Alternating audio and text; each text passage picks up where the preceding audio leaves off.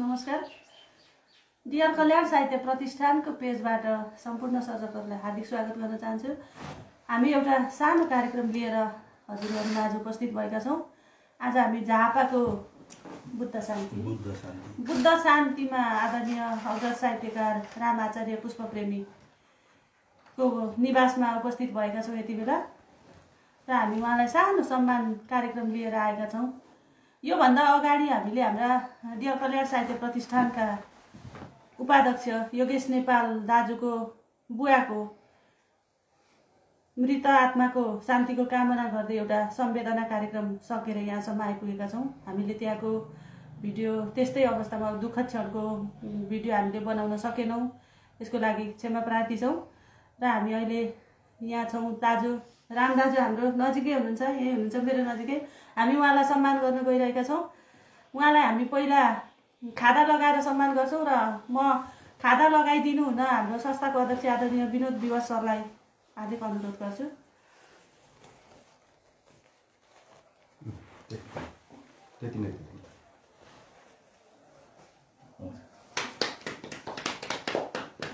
टीका पनि लगाइदिनु। के लेखेको छ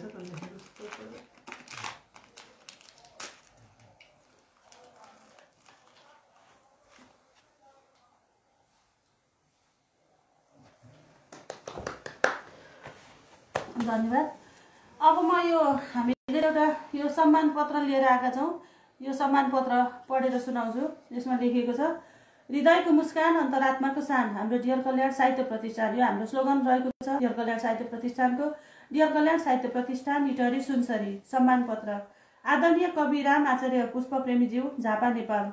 डियर कल्याण साहित्य प्रतिष्ठान विगत 6 वर्षदेखि निरन्तर साहित्य यात्रालाई अगाडि बढाउँदै आफ्नो सृजनात्मकतामा स्रष्टाहरूसँग हातेमालो गर्दै आइरहेको कुरा सर्वविदितै छ।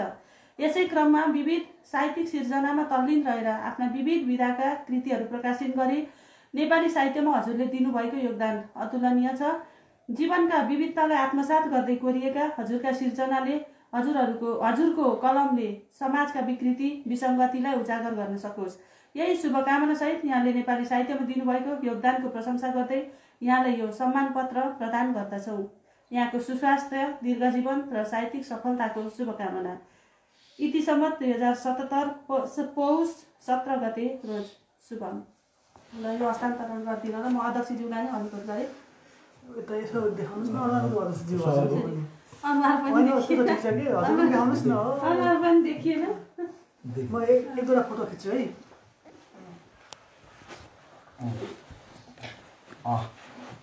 उपस्थित सम्पूर्ण साहित्यकारजीहरू र अनलाइन प्रत्यक्ष कार्यक्रम हेरेर बस्नुहुने तमाम अग्रजदेखि अनुज वरिष्ठ कनिष्ठ सम्पूर्णलाई हार्दिक साहित्यिक ज्ञान अभिवादन टक्राउन चाहन्छौँ।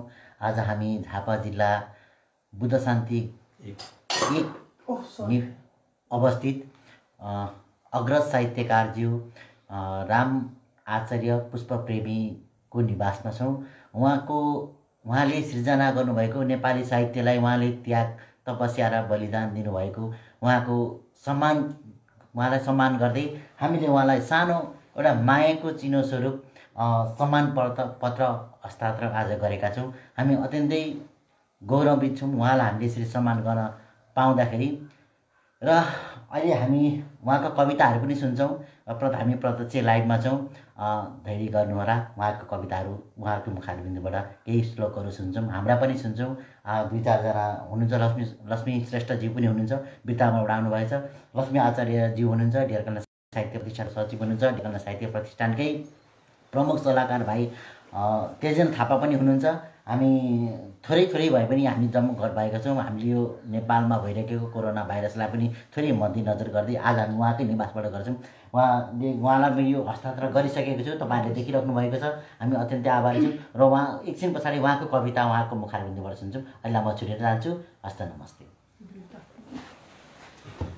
यसै क्रममा हाम्रो सम्मान कार्यक्रम सकिसकेको छ। अब हामी हाम्रो आदरणीय दाजुको मुखबाट उहाँकै कविता सुन्न आतुर छौँ। दाजु सुनाइदिनु होला।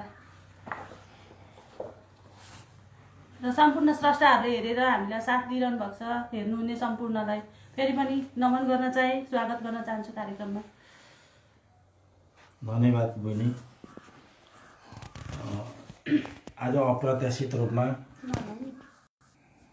मेरो घर सङ्घारमा मलाई सम्झेर डियर कल्याण साहित्यिक प्रतिष्ठानका अध्यक्षज्यू, सचिव मेरी बहिनी लगायत केही साथीहरू, संस्थाहरू उपस्थित हुनुभएको छ।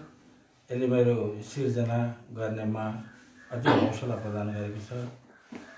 यहाँहरूप्रति म मेरो गृह निवासमा हार्दिक स्वागत गर्न चाहन्छु र हामी जस्ता लुकेका प्रतिभाहरूलाई मिडिया मार्फत हाम्रा सिर्जनाहरू पुर्याउन पहल गर्नुहुने डियर कल्याण साहित्य प्रतिष्ठानका पदाधिकारीहरू र यो अनलाइनबाट जो यो हाम्रो सानो साहित्यिक अन्तरङ्ग भेटघाटलाई निहालिरहनु हुने सम्पूर्ण संस्थाज्यूहरू, अग्रज अनुज साहित्य प्रेमी सम्पूर्ण महानुभावहरूमा मेरो व्यक्तिगत तर्फबाट, मेरो सम्पूर्ण घर परिवारको तर्फबाट यहाँहरूसँग साहित्यिक न्यानो अभिवादन व्यक्त गर्न चाहन्छु। र उहाँहरूले मैले सोचेको थिइनँ म त आफ्नो थलो कर्ममा विश्वास गर्ने, म सधैँ साहित्य सिर्जना गर्ने, फुर्सदको समयमा यो दिमागलाई मान्छेले त्यसै खेर फाल्नु हुँदैन। केही न केही सिर्जना रोप्नुपर्छ। त्यो सिर्जनाले कसै न कसैलाई उत्प्रेरणा दिन्छ, हौसला दिन्छ र समाजमा भएका विकृति विसङ्गतिहरूलाई उजागर गर्न सफल हुन्छ। त्यसैले त भनिन्छ साहित्य एउटा समाजको प्रतिबिम्ब हो। त्यसकारण पनि म कोर्ने गर्छु। म शारीरिक रूपमा अशक्त अवस्थाको मान्छे भएकाले गर्दा पनि मेरो एउटा कर्तव्य नै अब साहित्य कोर्ने हो। यो अवस्थालाई मैले यहाँहरूसँग विभिन्न साहित्यिक गतिविधिहरूमा हातेमालो गर्न नसके पनि आज उहाँले सम्झेर मेरै घरमा आएर मेरा सिर्जनाहरू सुन्ने र मेरो सृजनशीलतालाई प्रोत्साहन हौसला गर्ने जुन एक खालको काम गर्नुभएको छ, यो मेरो जीवनमा एउटा प्रेरणादायक बन्नेछ भन्ने मैले विश्वास लिएको छु। त्यसकारण बहिनीको अनुरोधलाई म धेरै भूमिका पनि बाँड्न चाहन्न। म अत्यन्तै गर्व भएको छु। त्यसकारण म आज मैले सिर्जना गरेको एउटा भर्खर हिजो एउटा सिर्जना गरेको कविता सुनाउन चाहन्छु। अहिलेको समयमा मान्छेभित्रको होड चलिरहेको अवस्था छ। मान्छेभित्र मानवता हराएको अवस्था छ र मान्छेभित्र के छ त्यो हेर्न चाहँदैन। ऊ बाहिरी आवेशमा रङमङ्गिएको छ। सुख शान्ति र समृद्धि चाहिँ भौतिकताबाट प्राप्त गर्ने लहरमा मान्छे लागेको सन्दर्भमा हामी जस्ता सृजनशील कविहरूले आध्यात्मिक रूपमा मान्छेभित्र एउटा मान्छे लुकेको हुन्छ। त्यो मान्छे चिन्न नसक्दा मानवता चाहिँ उठ्न सक्दैन भन्ने भावमा मैले एउटा कविता मान्छेभित्रको मान्छे भन्ने कविता लेखेको थिएँ। म यो कविता यहाँहरूलाई सुनाउँछु। मान्छेभित्रको मान्छे गद्य कविता हो। जब मान्छेभित्रको मान्छे नै अवसान भइसकेपछि ऊ भित्र मानवता अड्ने ठाउँ नै कहाँ रहन्छ र? जब मान्छेभित्रको मान्छे नै अवसान भइसकेपछि ऊ भित्रको मानवता नै अड्ने ठाउँ कहाँ रहन्छ र? बिचरा उसले कसरी भन्न सकोस् त अरू पनि बाँचोस् भनेर? उसको खोक्रो आकृतिभित्र आफै मूर्छित छ भने मानवताका संवेदनाहरू कसरी जीवित रहन सक्छ? एउटा उजाड आत्माभित्र न सिर्जना र साधनाका बिउ उम्रिन सक्छ, न त उत्साहका पोथ्रा हुर्किन पाउँछ। संवेदनाको खडेरीमा जिज्ञासु सपनाहरू, चेतनाका मरणच्यासे कोपिलाहरू सुवासिला फूल बनेर कहिल्यै फक्रिन सक्दैन। कल्पनाशील चेतनाको अवसानमा चिसो मस्तिष्कले कसरी खोज्न सक्छ र? मानव सभ्यताको नवीनतममा रङ्गिएको सुनौलो जीवन जति पटक ऐना हेरे पनि उसले आफैलाई मात्र देख्छ। ऐनाले केवल उसैलाई प्रतिबिम्बित गर्ने त हो। जिन्दगीको खोक्रो भग्नावशेषभित्र कसरी अङ्कुराउन सक्छ र? सजीव साधनाका टुसाहरू आफूभित्र मान्छे बचाउन सक्नेले निराशाको चिसो पोखरीमा कहिल्यै डुबुल्की मार्नु पर्दैन। मार्नु पर्दैन र अरूको मनमा खुसीको दीप जलेको पनि देख्न सक्षम हुन्छ।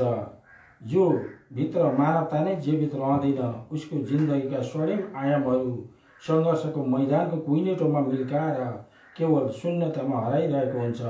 ऊर्जाशील सिर्जना हुर्काउन त गतिशील मस्तिष्कको स्पर्शबाट मात्र मान्छे भित्रको मान्छेलाई सजीवताको ओखती प्रदान गर्न सक्छ। मान्छे भित्रको मान्छेलाई सजीवताको ओखती प्रदान गर्न सक्छ। धन्यवाद। आदरणीय कविज्यू साहित्यकार पुष्पप्रेमी ज्यूको कविता हामीले सुनिसकेका छौँ। अत्यन्तै मिठो कविता सुनाउनु भएको छ। हुन त उहाँका कृतिहरू योभन्दा अगाडि पनि मैले धेरै नै सिर्जनाहरू पढेको थिएँ र उहाँको एउटा कृतिबाट पीडाभित्रका अनुभूतिहरू कविता सङ्ग्रह तपाईँले देख्न सक्नुहुन्छ। यो एकदमै राम्रो छ र तपाईँले यदि चाहिएमा हामीसँग सम्पर्क पनि गर्न सक्नुहुन्छ। पीडाभित्रका अनुभूतिहरू कविता सङ्ग्रह, यसै कविताबाट म एउटा कविता वाचन गर्न गइरहेको छु। यो कविता उहाँको कृतिबाट परदेशी साथीलाई चिठी भनेर छ। मलाई यो राम्रो लाग्यो, म यो कविता पढेर वाचन गरेर सुनाउँदैछु। मित्र सन्चै होला, यहाँ मेरो पनि शरीर आशाले ढाकेको छ, मन निराशामा कापेको छ, मुख हाँसेको छ, मन रोएको छ, मुख हाँसेको छ, मन रोएको छ। मित्र धेरै शुभ समाचारहरू सोधेका रहेछौ, चिठीभरि सेतै फुलेका रहरहरू साँचेर अनि मनभरि आशा पालेका रहेछौ। आफ्नै देशको कथा सुन्न जिज्ञासामा खुसी लाग्यो साथी तिम्रो पत्र पाउँदा। मित्र हामी त यहाँ आफू नेपाली हुनुको नियति भोगिरहेका छौँ, त्यसैले म यहाँ मेरै देशको खबर लेखिरहेको छु। यहाँ हरेक बिहानीले नयाँ सपनाहरू जन्माउँछ, प्रत्येक मध्याह्नले हडताल निम्ताउँछ अनि प्राय साँझले कर्फ्यू लिएर आउँछ। रातभरि अभावको हुरी चल्छ, बगरी झुप्राहरूमा बिहानभरि आश्वासनको भाषण चल्छ, अखबार र रेडियोहरूमा दिनभरि सान्त्वनाको ताली पड्किन्छ। गल्ली र चोकहरूमा बिहान नहुँदै चित्कार सराटमा बदलिन्छ। लालाही थुप्रै मनहरू आश्वासनको फाक्रो मार्छन्। तिमीसँग अब भेटघाट हुन्न होला मित्र। उन्मुक्तिको लडाइँमा निस्केका ती डाँडा घरे जेठाहरू, बेसी घरे कान्छाहरू अझै घर फर्केका छैनन्। सुन्दैछु शहीद गेटको पर्खालमा पोस्टर भएर सजिएका छन् रे। थुप्रै गाउँ र बस्तीहरू चोकमा डुबे पनि, धेरै आमाका काख आँसुले भरिए पनि देश बनाउने सारथीहरूले यसलाई आफ्नै बहादुरी ठान्दैछन्। मित्र आफू पानी पिएर दुध पिउने बिरलाहरू पालेका छौ, पश्चातापको दहीभित्र बाध्य भई हाम फालेका छौँ। सायद लामो परिचय दिइरहनु पर्दैन होला मित्र। यहाँ आसनका लागि सहमतिको जोडतोड गर्दै रासनका लागि प्राय शान्ति पदयात्रा तोडफोड गर्छौँ।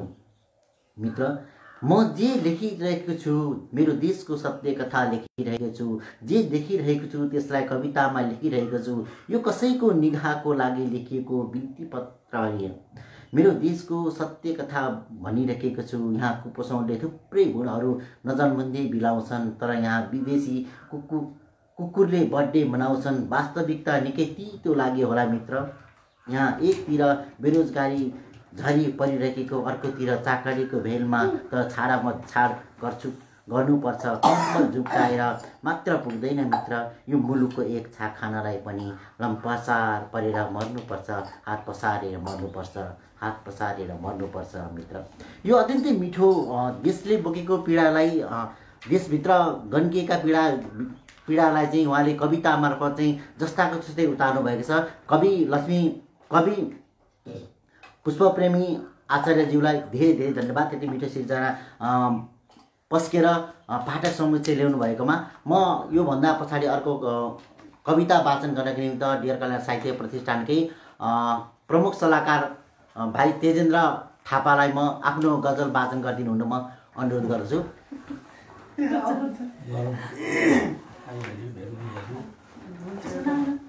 म चाहिँ दाजुले कविता वाचन गर्छु। आमाको सफल छोरो। यो त मेरो होइन, कसको हो त? प्रकाश चन्द्रले हो। यो पढ्नु ठिकै छ, केही छैन।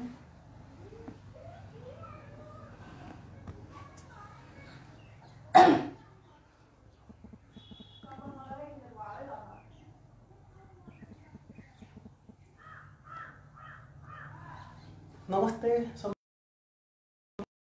साहित्यप्रेमी म तेजेन थापा झापाली स्टुडियोको तर्फबाट आज औपचारिक या अनौपचारिक कसरी भनौँ हाम्रो प्रेमी सरसँग यहाँ कविवर पुष्प प्रेमी राम सरसँगको एउटा भेटघाटमा साहित्यिक भेटघाटमा हामी ड्रेगन साहित्य प्रतिष्ठानको अध्यक्ष सचिव हाम्रो सर्जक लक्ष्मी श्रेष्ठ सानो रमाइलो भेटघाटमा म पनि आफ्नो एउटा गजल वाचन गर्न गइरहेको छु। सुनेर प्रतिक्रिया दिनुहुन हार्दिक अनुरोध गर्न चाहन्छु। सुन्दैन आर्तनाद सुनाउनेको लाम धेरै छ। सुन्दैन आर्तनाद सुनाउनेको लाम धेरै छ। हजुर भन्नुहुन्छ ईश्वरको मन्दिर र धाम धेरै छ। सुन्दैन आर्तनाद सुनाउनेको लाम धेरै छ। म मानिसहरूको आत्मामा ईश्वर खोजिरहेको छु। म मानिसहरूको आत्मामा ईश्वर खोजिरहेको छु। मानवता बेच्ने निर्दयीहरूको तामझाम धेरै छ। हजुर भन्नुहुन्छ ईश्वरको मन्दिर र धाम धेरै छ। जन्मिए तिम्रै छातीमा मृत्यु होस् तिम्रै काखमा आमा। जन्मिए तिम्रै छातीमा मृत्यु होस् तिम्रै काखमा आमा। मर्नु अघि जन्मभूमिको हितमा गर्ने काम धेरै छ। मानवता बेच्ने निर्दयीहरूको तामझाम धेरै छ। सुन्दैन आर्तनाद सुनाउनेको लाम धेरै छ। खुट्टा गरिबीले काट्यो यी हात म आफै काटौला। खुट्टा गरिबीले काट्यो यी हात म आफै काटौला। हतार नगर्नुहोस् महोदय आजकल खुकुरीको दाम धेरै छ। मर्नु अघि जन्मभूमिको लागि गर्ने काम धेरै छ। हजुर भन्नुहुन्छ ईश्वरको मन्दिर र धाम धेरै छ। कहिल्यै न्यानोपन आएन तुषार जस्तो मेरो जीवनमा। कहिल्यै न्यानोपन आएन तुषार जस्तो मेरो जीवनमा। सधैँ देखिरहन्छु दूर क्षितिजमा घाम धेरै छ। हजुर भन्नुहुन्छ ईश्वरको मन्दिर र धाम धेरै छ। दुनियाँले भन्ला बेहोसीको गन्ध आउँछ रचनामा। दुनियाँले भन्ला बेहोसीको गन्ध आउँछ रचनामा। सुन्दैन आर्तनाद सुनाउनेको लाम धेरै छ। हजुर भन्नुहुन्छ ईश्वरको मन्दिर र धाम धेरै छ। दुनियाँले भन्ला बेहोसीको गन्ध आउँछ रचनामा। सुरज सर्जक अवश्य हो तर बदनाम धेरै छ। सुन्दैन आर्तनाद सुनाउनेको लाम धेरै छ। हजुर धन्यवाद। अत्यन्तै गहन सिर्जना उहाँले प्रश्न गर्नुभयो। उहाँलाई धेरै धेरै धन्यवाद। योभन्दा थोरै पछाडि म डियर कल्याण साहित्य प्रतिष्ठानको सशक्त सर्जक भन्न रुचाउँछु र अत्यन्तै छोटो समयमा अत्यन्तै राम्रो सिर्जनाहरू लेख्नुहुन्छ। मैले गजलकार मुक्तकार भन्न रुचाउँछु। लक्ष्मी श्रेष्ठज्यूलाई एउटा आफ्नो गजल सुनाइदिनु हुन मलाई उहाँलाई अनुरोध गर्दछु। हस् धन्यवाद। आज डियर कल्याण साहित्य प्रतिष्ठानबाट औपचारिक अथवा अनौपचारिक रूपमा बुद्ध शान्ति एक निवासी राम आचार्य पुष्पप्रेमीज्यूलाई जुन सम्मान गर्ने कार्यक्रम भएको थियो त्यस कार्यक्रममा म आफू पनि एउटा सर्जकको हैसियतले डियर कल्याण साहित्य प्रतिष्ठानको परिवारसँग म पनि उपस्थित भएको छु र यस समयमा हामी राम आचार्य पुष्पप्रेमी कविवरज्यूको घरमै छौँ र मैले पनि एउटा कविता गजल वाचन गर्नको लागि अवसर पाएको हुनाले म एउटा गजल वाचन गर्न गइरहेको छु। गजल एउटा कस्तो छ भनेदेखि बुढो मान्छे जब कि उसले घर परिवारबाट कुनै पनि प्रकारको स्याहार सुसार अथवा दबाई पानी इत्यादि नपाएको र दुखेसु जस्तो छ म गजल वाचन गर्न जाँदैछु। गजल यसरी सुरु हुन्छ। हे छोरा साह्रै दुःख आज दबाई ल्याइदेऊ न। हे छोरा साह्रै दुख्यो आज दबाई ल्याइदेऊ न। हे बुहारी दबाई खान पानी तताइदेऊ न। हे बुहारी दबाई खान पानी तताइदेऊ न। तिमीहरू पनि भोलि पर्सि हेर हुन्छौ म जस्तै। तिमीहरू पनि भोलि पर्सि हेर हुन्छौ म जस्तै। ए नाति दबाई ल्याई मलाई पिलाइदेऊ न, ए नाति दबाई ल्याई मलाई पिलाइदेऊ न, हे बुहारी दबाई खान पानी तताइदेऊ न। बुढो भइयो चल्न सकिएन, बुढो भइयो चल्न सकिएन, कतै जानलाई पनि बुढो भइयो चल्न सकिएन, कतै जानलाई पनि, ए नातिनी डाक्टरलाई यहीँ झिकाइदेऊ न, ए नातिनी डाक्टरलाई यहीँ झिकाइदेऊ न, ए बुहारी दबाई खान पानी तताइदेऊ न। मर्न पनि काल आउँदैन, मर्न पनि काल आउँदैन, म अब कसो गरौँ, म अब कसो गरौँ, मर्न पनि काल आउँदैन, म अब कसो गरौँ, ए दैव छिट्टो लिन यमराज पठाइदेऊ न, हे दैव छिट्टो लिन यमराज पठाइदेऊ न, हे बुहारी दबाई खान पानी तताइदेऊ न। कसैले पनि म बुढोको सुन्दै सुनेन त कुरा, कुरा कसैले पनि म बुढाको सुन्दै सुनेन त कुरा, एपाले मलाई जहर ल्याई खुवाइदेऊ न, एपाले मलाई जहर ल्याई खिलाइदेऊ न, कसैले पनि म बुढोको सुन्दै सुनेन त कुरा, एपाले मलाई जहर ल्याई खिलाइदेऊ न। हे छोरा साह्रै दुख्यो आज दबाई ल्याइदेऊ न, हे छोरा साह्रै दुख्यो आज दबाई ल्याइदेऊ न, हे बुहारी दबाई खान पानी तताइदेऊ न, हे बुहारी दबाई खान पानी तताइदेऊ न। धन्यवाद।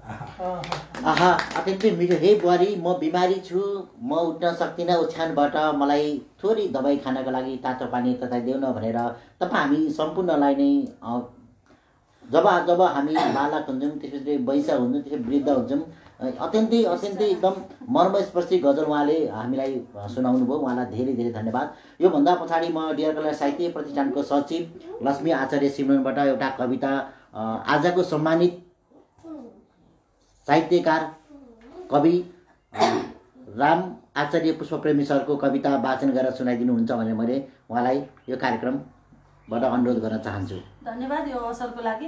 पीडाभित्रका अनुभूतिहरू कविता सङ्ग्रह दाजुको प्रकाशित छ। म यही भित्रको एउटा कविता लेख्दैछु शीर्षकको कविता वाचन गरेर सुनाउँछु र दाजु यही हुनुहुन्छ। दाजु कतिको न्याय दिन सक्छु होइन, वाचनमा पछि कमेन्ट गर्नु होला, तर आदरणीय स्रष्टाहरूले पनि कमेन्ट गर्नु होला। जतिजना उपस्थित हुनुहुन्छ मैले त हेरेको पनि छैन, सम्पूर्णलाई हार्दिक स्वागत गर्न चाहन्छु फेरि पनि डियर कलेज साहित्य प्रतिष्ठानको तर्फबाट, मेरो व्यक्तिगत तर्फबाट। अनि कार्यक्रममा सबैजनाले एक सेयर पनि गर्न नभुल्नु होला है भन्न पनि चाहे। म कविता सुनाउँछु। यति बेला म आफ्नै देश हेरेर एउटा कविता लेख्दैछु, मनमा उर्लिएको भावनाहरू, आँखामा सलबलाइरहेका दृश्यहरू, अन्तर्मनदेखि हेर्दैछु, म एउटा कविता लेख्दैछु। हातमा एउटा थोत्रो डायरी लिएर सडकको पेटीमा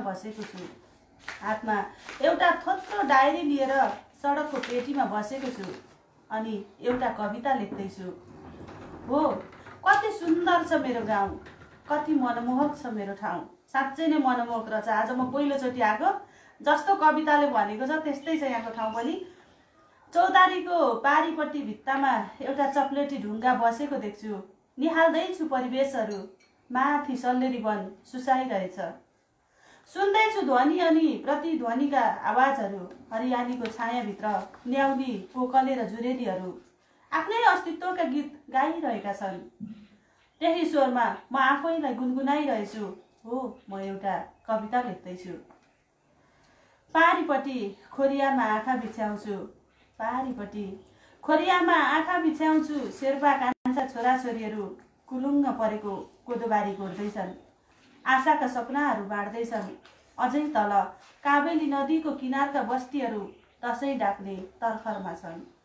घर घरमा कमेरो पोत्न व्यस्त छन्, खुसीमा रमाएका ती पाखा पखेराहरू, श्रमको पसिनामा रमाएका ती पातला बस्तीहरू, उमङ्गमा छचल्किएका ती थुम्का भन्ज्याङ र जोरपाटीहरू म हेरेर ललिपुट भन्दैछु।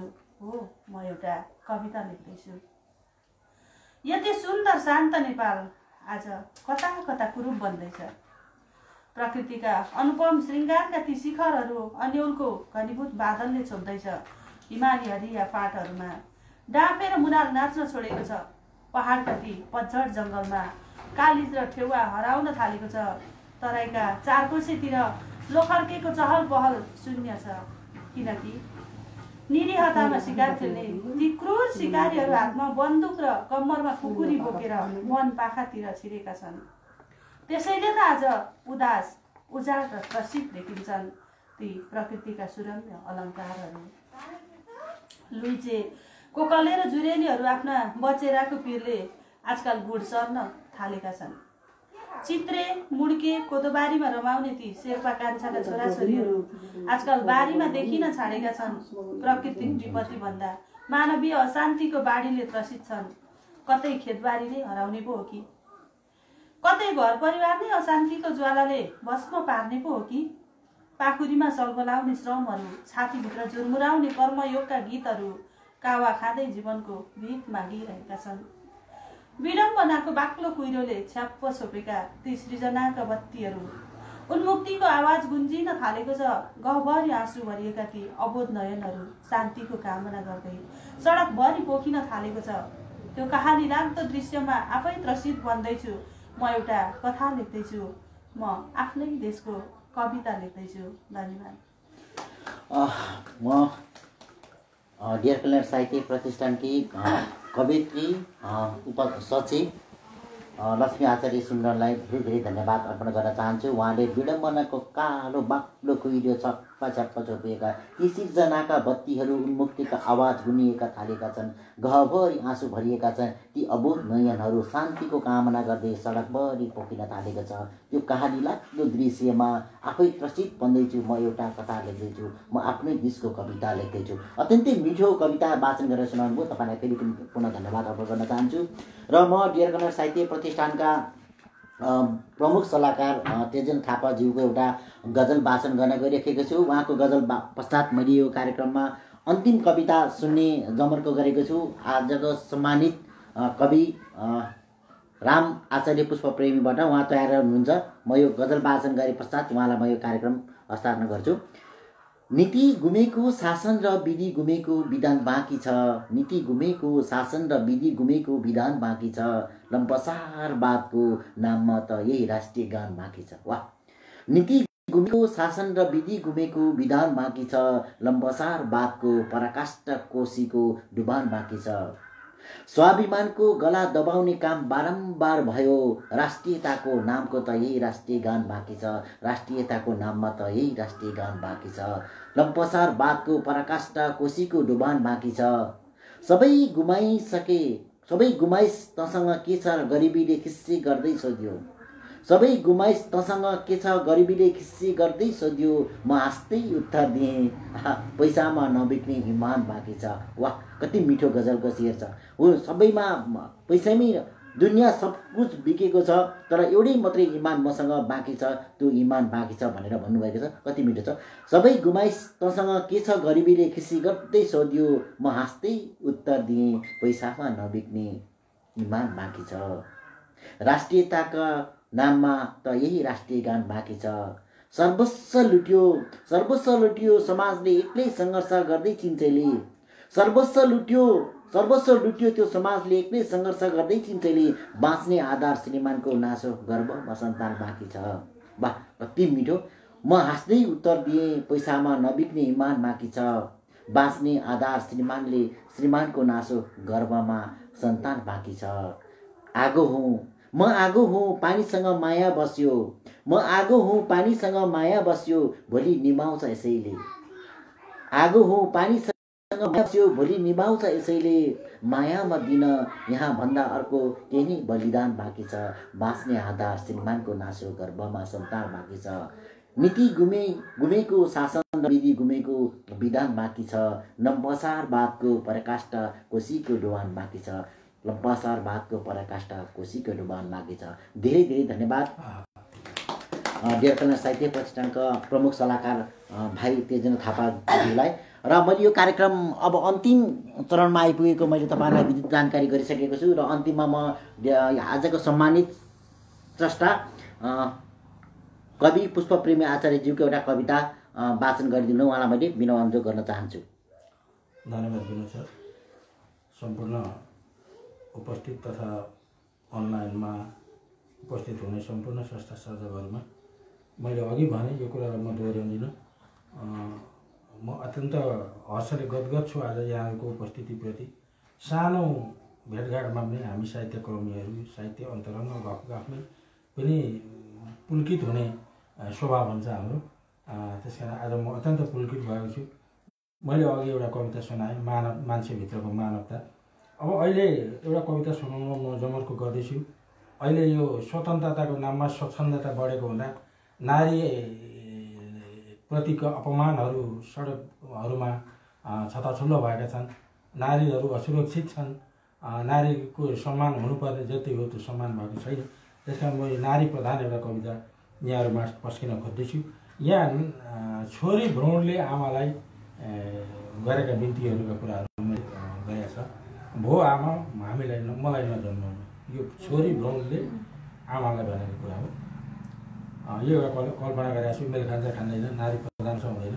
एक ठाउँ चाहिँ यो कविता मैले वाचन गरेको थिएँ। अग्रज स्रष्टाले तैँले नारीलाई अन्याय गर्ने खालको कविता लेखिस् भन्नुभएको छ। म यहाँहरूलाई यो कविता सुनाउँछु। नारी प्रधान भयो भएन, नारीप्रति न्याय मागो मागेन, यो यहाँहरूले मूल्याङ्कन गरिदिनु होला। र म यो कविता सुनाउन चाहन्छु। मेरो कविताको शीर्षक छ भो आमा मलाई नजन्माउनु। डाँडा घरकी कणेलनी भाउजू फेरि पनि दुई जिउकी भइछन्।